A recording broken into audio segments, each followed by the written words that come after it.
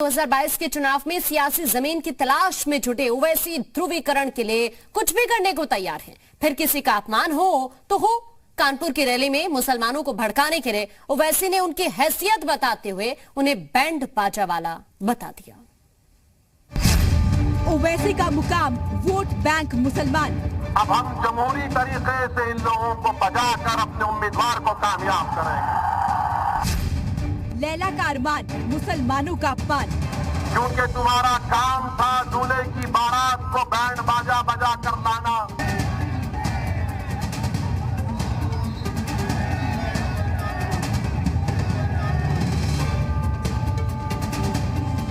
कि हम अब बैंड बाजा नहीं बजाएंगे, अब हम जमहूरी तरीके से इन लोगों को बजाकर अपने उम्मीदवार को कामयाब करेंगे।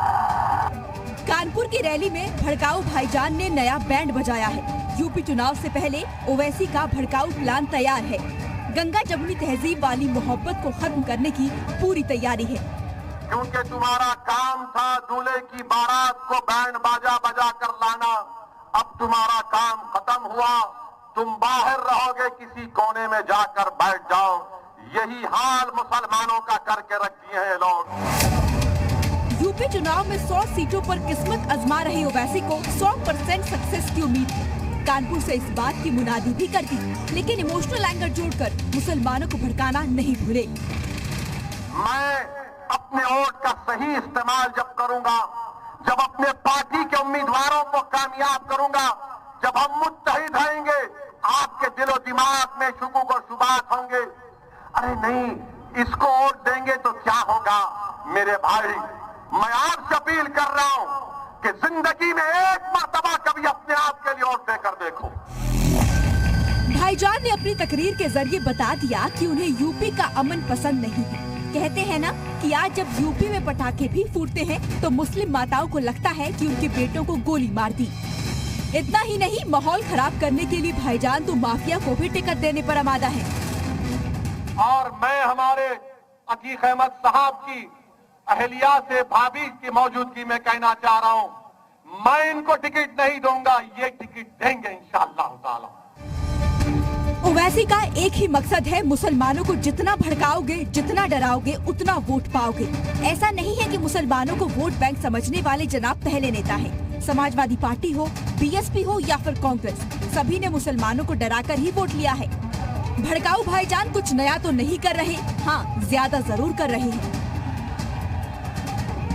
ब्यूरो रिपोर्ट, जी मीडिया। और ज्यादा जानकारी के लिए हमारे साथ श्याम तिवारी हमारे संवाददाता इस वक्त जुड़ गए हैं। श्याम, ओवैसी की तरफ से जिस तरह की बयानबाजी की जा रही है, ये तो साफ है कि यूपी चुनाव से पहले भड़काऊ प्लान पूरी तरह तैयार कर लिया है ओवैसी ने। देखिए, ओवैसी ने जिस तरीके से बयानबाजी की है, उनका उद्देश्य सीधा सा ये है कि जो मुस्लिम वोट है वो AIMIM को जाए। जिस तरीके से ये वोट कभी कांग्रेस को, कभी सपा को, कभी बसपा को जाता रहा है, उस वोट का ध्रुवीकरण किया जाए। और AIMIM को उन्होंने मुस्लिमों की पार्टी करार दिया। उन्होंने कहा कि आपकी नुमाइंदगी करने वाला कोई भी नहीं है, कोई भी ऐसा नेता नहीं है जो आपकी नुमाइंदगी उत्तर प्रदेश में करता हो। मेरी चाहत ये है कि मैं ऐसे कम से कम 100 नेताओं को पैदा करूं जो आपकी नुमाइंदगी करें, क्योंकि जिस शख्स की नुमाइंदगी नहीं होती है उस समाज के लोगों का कोई महत्व नहीं होता है। तो कुल मिलाकर के उन्होंने मुस्लिम वोटों के ध्रुवीकरण के लिए हर वो दाव आजमाया जो उन्हें आजमाना चाहिए था या जो आजमाते आ रहे हैं। आपको बता दें कि उन्होंने बैंड बाजा वालों की तुलना मुस्लिमों से की। उन्होंने कहा कि जिस तरीके से बारात आती है और बारात के बाद दूल्हा अंदर चला जाता है और शादी ब्याह का कार्यक्रम होता है, और उसके पहले जो बैंड बाजा वाले जो कि पूरा माहौल बनाते हैं उनको बाहर रोक दिया जाता है। मुसलमानों की हैसियत उन्हीं बैंड बाजा वालों के तरीके होकर के रह गई है, कभी वो सपा के लिए, कभी बसपा के लिए, तो कभी कांग्रेस के लिए। ठीक है श्याम, मैं आपको रोकना चाहूंगी। इसी बीच मनीष शुक्ला जी हमारे साथ बीजेपी से जुड़ गए हैं। मनीष जी, बहुत स्वागत है आपका जी मीडिया पर।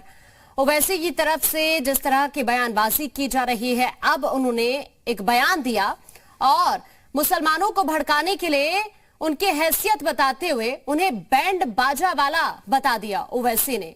आपका रिएक्शन?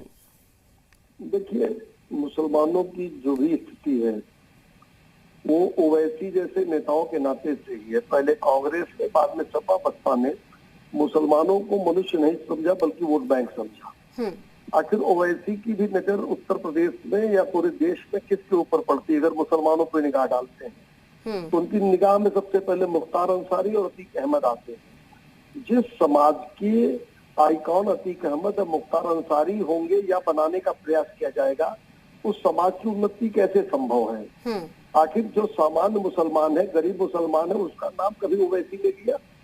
या एपीजे अब्दुल कलाम या बिस्मिल्लाह खान का नाम कभी ओवैसी ने लिया? तो जब माफिया और अपराधी ही ओवैसी की आइकॉन है या ऐसे लोगों के आइकॉन बनेंगे तो समाज की स्थिति कभी भी ठीक नहीं हो सकती। हमेशा से तुष्टीकरण करके उनको बैसाखी पकड़ाने का काम इन लोगों ने किया। इसमें कांग्रेस, सपा, ओवैसी ऐसे तमाम जो तथाकथित रूप से धर्मनिरपेक्ष दल बनते हैं देश में, इन लोगों के कारण ये दशा उनकी है। अगर देश के सामान्य नागरिक माने जाते और सभी नागरिकों के बराबर माने जाते, उनकी मानसिकता दूसरी तरफ बढ़ती। लेकिन सिर्फ तो महज वोट के लिए इस तरह मुसलमानों का अपमान करना क्या सही है मनीष जी? मैंने तो पहले ही कहा, कभी एपीजे कलाम की बात ये लोग नहीं करते, बिस्मिल्लाह खान की बात नहीं करते, या तमाम ऐसे राष्ट्रभक्त जिन्होंने देश के प्रति अपने कर्तव्यों का निर्वहन किया है, और ऐसे तमाम अब्दुल हमीद से लेके तमाम नाम पड़े हुए हैं समाज में है, लेकिन उनके लिए न इनके मन में श्रद्धा है, न उनका नाम लेंगे, न ही समाज को प्रेरणा देंगे कि ऐसे बनो। बिल्कुल, ये बहुत जरूरी भी है। शुक्रिया आपका मनीष जी, हमारे साथ जुड़े और इस मुद्दे पर चर्चा आपने की।